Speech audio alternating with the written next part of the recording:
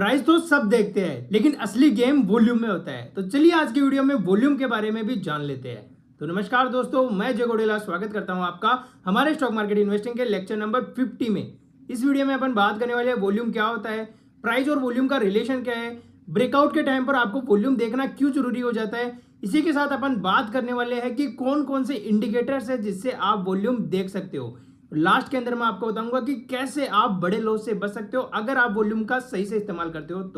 तो चलिए इस वीडियो की शुरुआत करते हैं। तो सबसे पहले अपन बात कर लेते हैं कि वॉल्यूम क्या होता है। तो वॉल्यूम का मतलब होता है किसी स्टॉक में एक दिन में कितने शेयर्स खरीदे और बेचे गए।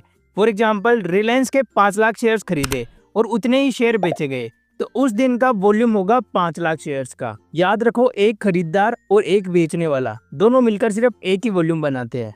तो अब सवाल ये आता है कि वॉल्यूम क्यों इम्पोर्टेंट है। तो वॉल्यूम से हमें पता चलता है कि प्राइस मूवमेंट स्ट्रॉन्ग है या फिर फेक।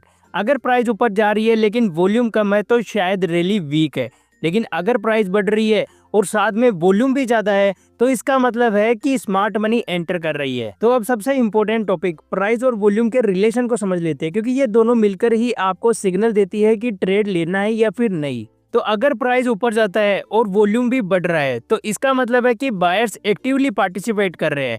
ये मूव स्ट्रॉन्ग है और आगे भी और भी तेजी पॉसिबल है। फॉर एग्जांपल, अगर 100 रुपए का स्टॉक है वो 110 रुपए चला गया, साथ में वॉल्यूम भी 3x हो गया, तो ये स्ट्रॉन्ग बाइंग को इंडिकेट करता है। और अगर प्राइस ऊपर गया लेकिन वॉल्यूम कम है तो इसका मतलब है कि रिटेलर्स पुश कर रहे हैं, बड़े प्लेयर्स नहीं जुड़े हैं।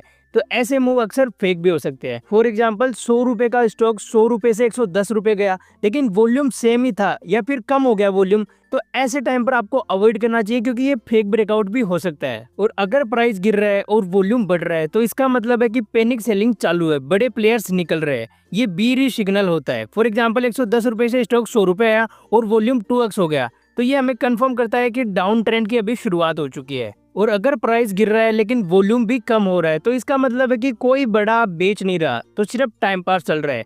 तो ये साइडवेज या कंसोलिडेशन का सिग्नल देता है। और जब मार्केट साइडवेज चल रहा हो लेकिन अचानक से वॉल्यूम बढ़ गया तो समझ लो कोई बड़ा प्लेयर्स क्वांटिटी के साथ एंट्री कर रहा है, तो जल्दी ही बड़ा मूव आ सकता है ऊपर या नीचे। तो अब चलिए बात कर लेते हैं ब्रेकआउट्स में वॉल्यूम के रोल के बारे में। तो ब्रेकआउट तभी वैलिड होता है जब वॉल्यूम बढ़े। अगर प्राइस ब्रेकआउट हो गया लेकिन वॉल्यूम नहीं बढ़ा तो ये ब्रेकआउट फेक हो सकता है, क्योंकि वॉल्यूम ही कंफर्म करता है कि ब्रेकआउट में दम है या फिर नहीं। तो अब चलिए कुछ फेमस टूल्स जो आपको वॉल्यूम एनालिसिस करने में मदद कर सकते हैं उनके बारे में भी बात कर लेते हैं। तो सबसे पहला है OVG यानी ऑन बैलेंस्ड वॉल्यूम। दूसरा है वॉल्यूम मूविंग एवरेज।